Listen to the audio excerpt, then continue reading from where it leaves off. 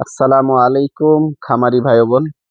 প্রচন্ড শীত বর্তমানে বাংলাদেশে। এত শীতে মুরগি যেভাবে পালন করবেন, কোনোভাবেই আসলে দিনে রাতে 24 ঘন্টার মধ্যে লাইটের ব্যবস্থা রাখতে হবে। আপনি যেই ব্যবস্থা রাখেন হিট ব্যবস্থা করতে হবে। আপনি লার্কি দেন, টার্কি দেন আর যাই দেন, আগুন জ্বালায় দেন, যেভাবে টিন দিয়ে, জেল দিয়ে, হেরিকেন দিয়ে, যেভাবে হোক আপনার হিটের ব্যবস্থা রাখতে হবে। যেহেতু মানুষ শীতে দুর্বল হয়ে যাইতেছে, এত শীত বর্তমানে বাংলাদেশে। তো সেই ক্ষেত্রে আসলে মুরগির অবস্থা খুবই খারাপ।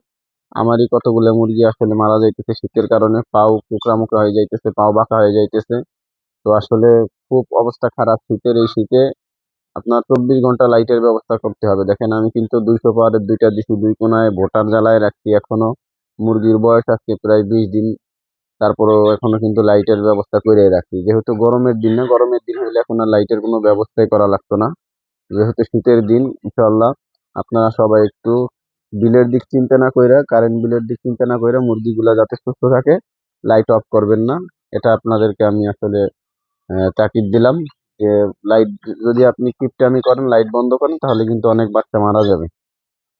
আর যদি কারেন্টের সমস্যা হয়, যদি আপনার ওখানে বিদ্যুৎ যাওয়া আসা করে, তাহলে বিকল্প ব্যবস্থা রাখতে হবে। আমি কিন্তু বিকল্প বিকল্প ব্যবস্থা রাখছি দুইটা, একটা না। আমি কিন্তু কারেন্ট গেলে যদি চলে যায়, তাহলে কিন্তু হেরিকেনও আছে আমার কাছে। ঠিক আছে, এখানেও কিন্তু মুরগি আছে।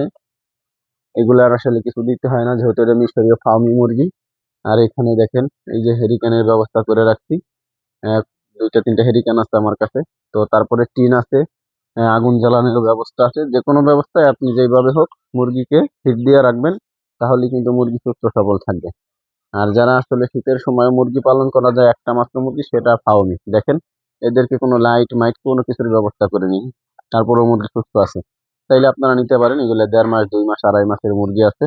ভালো থাকবেন, সুস্থ থাকবেন। ভিডিওটা ভালো লাগলে অন্যকে দেখার সুযোগ করে দিবেন। আসসালামু আলাইকুম রহমতুল্লাহি ওয়া বারাকাতুহু।